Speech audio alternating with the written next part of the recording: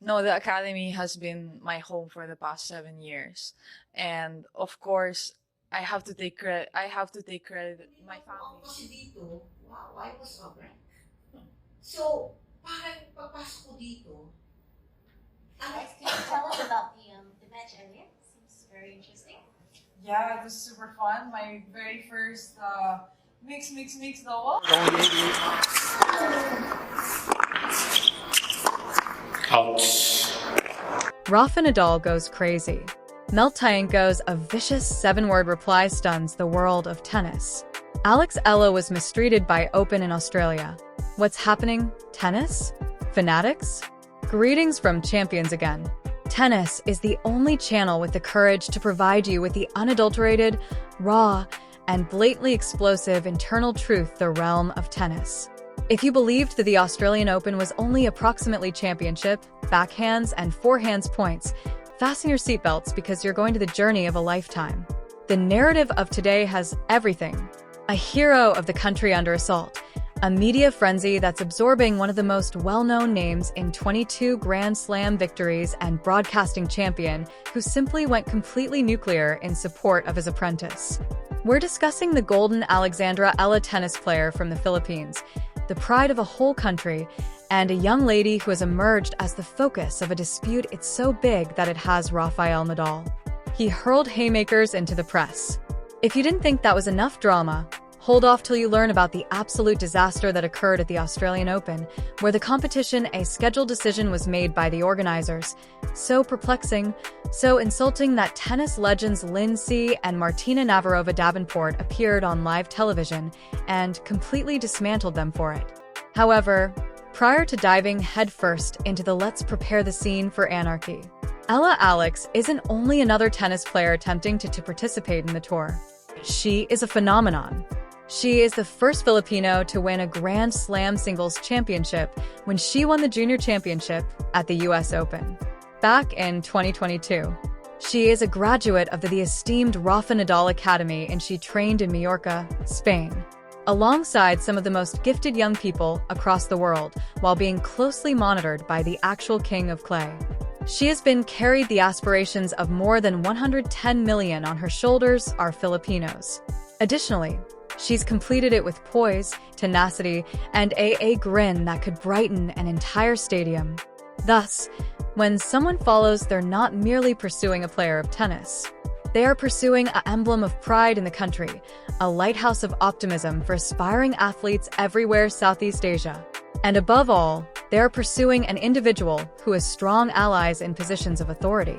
And that is precisely what took place when seasoned Filipino media personality Mel, according to reports, Tiangco unleashed a string of remarks that caused shockwaves to spread both inside and outside of the tennis community. Let's now be quite clear about who it's Mel Tiangco. She's not just any troll on social media concealed behind a keyboard. She is a heavyweight in Philippine television, a reputable journalist having many years of expertise, and a person whose words have substantial influence in Filipino media circles. So what transpired next even more beautiful?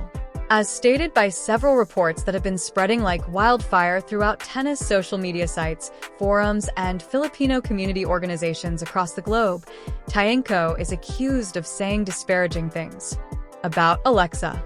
There was no way the timing could have been worse, occurring immediately before Eala's important appearance for the Philippine national team during her main competitions. The characteristics of this, some have described comments viewers as derisive, contemptuous, and in light of some views, conveying over-the-line undertones that ought never to be crossed. This is where things go completely crazy. Mel Tiangco, she is Filipino herself. She has the same heritage, similar cultural upbringing, the same national identification as the youth she reportedly targeted a woman. And that's exactly what contributed to Rafael Nadal's when word got back to him, his blood boiled. Spain. Imagine being among the best athletes in history. A legend who's won every court made on clay on the planet. A fighter who has fought through injuries that might have been less severe occupations. And you learn that someone is assaulting a graduate of your academy, someone you've coached, someone you think of them as a member of your tennis family. Rafa Nadal doesn't compromise. When he participates, he faces the core of his being. Additionally, when he defends his own, he protects them using the same intensity. Sources near the incident report in which Nadal was incredibly enraged upon discovering alleged remarks made by Tiangco, the individual who usually remains calm under pressure. Conferences, who decides what to say carefully, who is the sports representative with dignity and class, allegedly released with an answer that left people astounded. Nadal allegedly asked how someone with Filipino ancestry may say that a lot of perceived as having racist overtones toward a fellow Filipino. The boldness of it, the breach of common cultural identity, the assault on an individual who is the epitome of what everything that Philippine sports have to offer seems to strike a chord with the champion from Spain. Rafa, nevertheless, continued at conveying his dissatisfaction and rage. Oh no, he went much farther. Even more.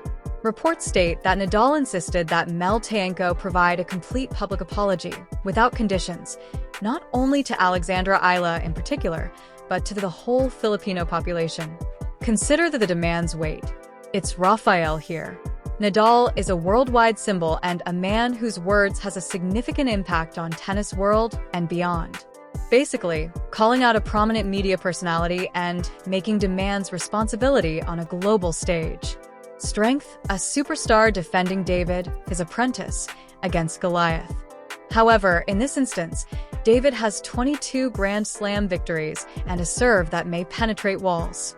Tennis enthusiasts, people all throughout the world were watching this unravel while holding popcorn and waiting to observe Tiangco's reaction. Would she explain herself? Remarks?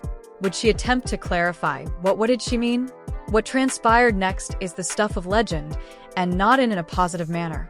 If you're Rafa's team, rather than making a well-crafted statement instead of attempting to disseminate the circumstances, Mel Tiangco seems to opted to go the exact opposite course. Direction. According to reports, she retaliated with a reaction so incisive, so rebellious, so completely unanticipated that it left the media circles and the tennis world utterly stunned. In 7 words, it only required that. 7 cautiously selected terms that allegedly shut off the whole discussion and departed even Rafael Nadal, a man who gazed down at the greatest tennis players in history without recoiling or making a retreat. The precise way these 7 words are phrased has been the focus of intense conjecture and discussion. Distinct sources give somewhat different variants, however the main point was indisputable. Mel Tio wasn't I apologize. She was not going to back down. And it seemed that she didn't give a damn. What he demanded was Rafael Nadal. Consider the boldness of it for a second. Rafael Nadal, among the most loved and esteemed players on the globe, raises public demand for an apology, and rather than complying or regret, he is struck with a 7-word retort that basically instructs him to keep his mouth shut. It's the type of audacious action that either indicates, depending on whether you are brave or stupid, which side of the argument you support. The consequences of this conversation have been enormous. Filipino communities in the surrounding the planet is split. A few have supported Rafael and Alex Eala. Nadal referred to Tiangco's purported original remarks that are inappropriate and her reaction disrespectful to Nadal.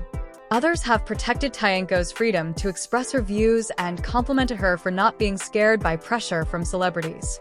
Social media has turned into a battlefield. Think pieces are flying with hashtags. Written, and everyone from informal tennis from enthusiasts to knowledgeable sports analysts considering in on who is correct and incorrect. However, this is what makes the situation even more difficult and annoying. A young woman is at the center of all this drama, who is merely attempting to play tennis and proudly represent her nation. Alex, none of this was requested by Eala. She didn't wish to be in the middle of a media frenzy. She desired to concentrate on her performance, on raising her ranking, on bringing honor to the Philippines on the largest tennis stages. Rather, she's become a representation of a broader cultural discussion of respect, representation, and the obligations things a public platform entails. And if you believe that's where when your disrespect for Alexa stopped, you have not yet received a response. Because of what occurred during the Australian Open, makes the Tiangco controversy seems insignificant. Speed hump in relation to the absolute a scheduling decision that was a train wreck that the organizers of the competition created. Now let's paint the picture. The Australian one of the 4 Grand Slam events is the Open.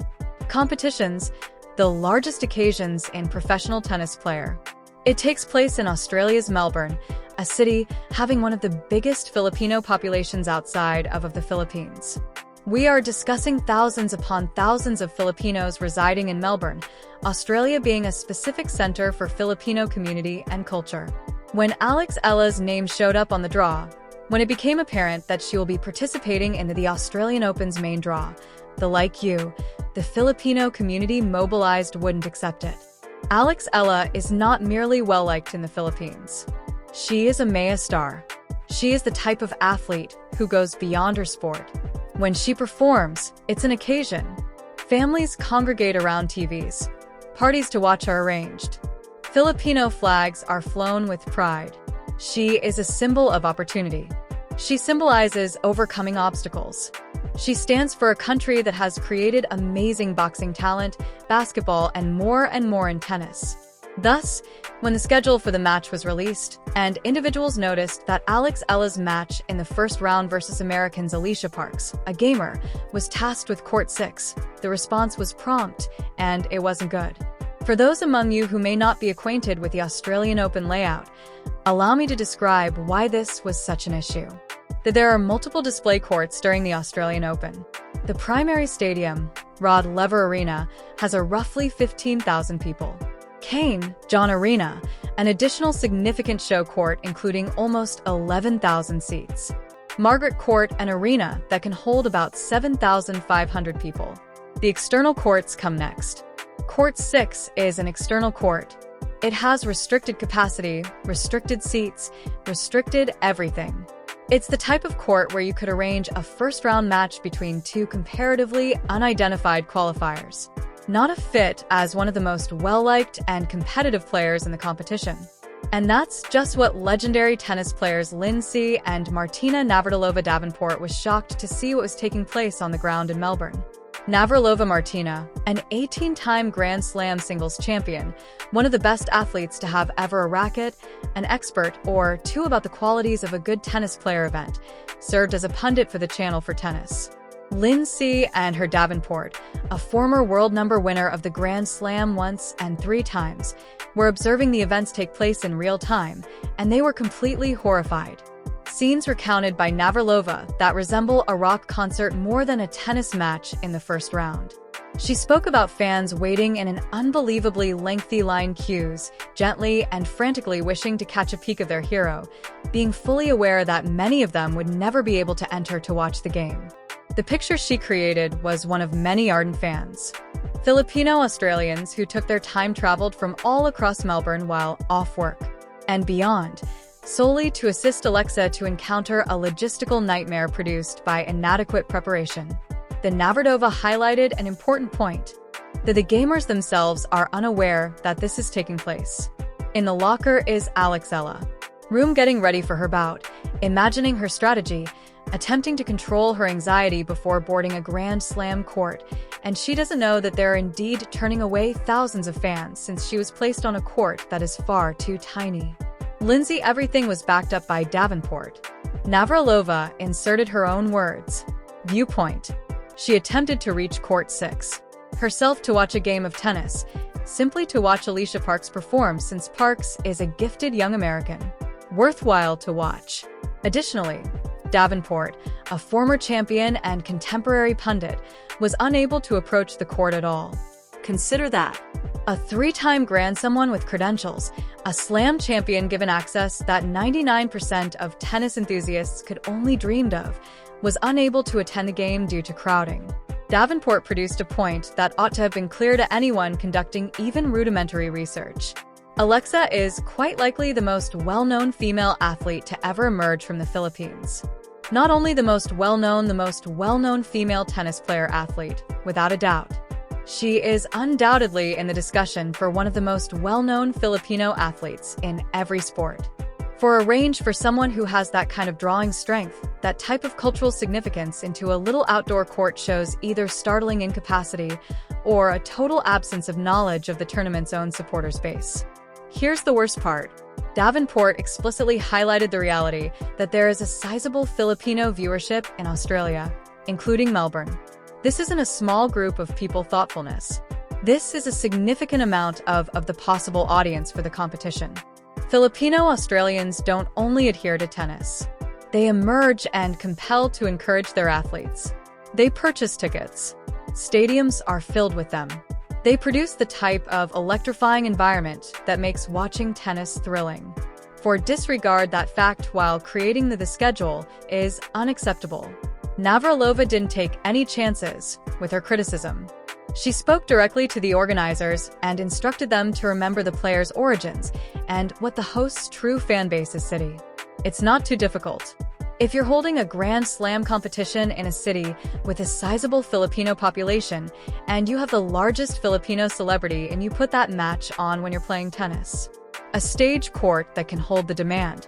On court 6, you don't bury it and then pretend to be shocked as mayhem breaks out. The entire circumstance raises serious inquiries regarding how the tournament these choices are made by organizers. Do they simply glance at seed numbers and rankings? Do they take into account the marketability of players? Do they consider the local demographics and potential matches attract the largest audiences? Considering what occurred with Alex, it appears that at least one of the factors was totally disregarded, and it produced circumstances that were unjust to the supporters, possibly distracting to the player and humiliating for the competition. Moreover, this is the sad part. That disorganized, that pressure cooker's atmosphere ecosystem that hundreds of fans have created crowded into a small space could have contributed to what transpired on the court. Because what ought to have been a thrilling victory in the opening round turned into one of the most devastating collapses you'll ever witness in professional tennis player.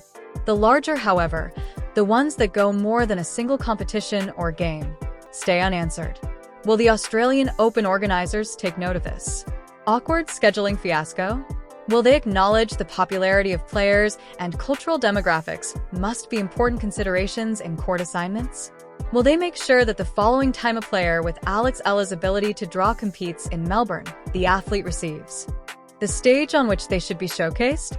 Moreover, what about the case of Mel Tiangco? Will there ever be a solution to that? Will Tiangco ultimately react to Rafael Nadal's demand an apology? Or will those claim to be the last 7 words comment in that acrimonious conflict? Is there any recognition of how a young athlete was impacted by those remarks, who was merely attempting to concentrate on her game? Will any thought be given to the accountability that accompanies possessing a media outlet and the ability to impact the public's perception? These are queries that are important to more than just Alexa individually, but for the larger discussion regarding how we handle athletes, particularly those in their youth, particularly athletes from nations that have not historically played tennis strongholds. The pressure, the scrutiny, the criticism, the expectations, it's all enhanced while you're carrying the aspirations of a whole country. Additionally, when that criticism originates from within, community, from individuals that have similar heritage, it goes much farther. Alex is still just in her late teens. Even in the beginning of her career, she's finding a way to overcome the obstacles of the tour's existence.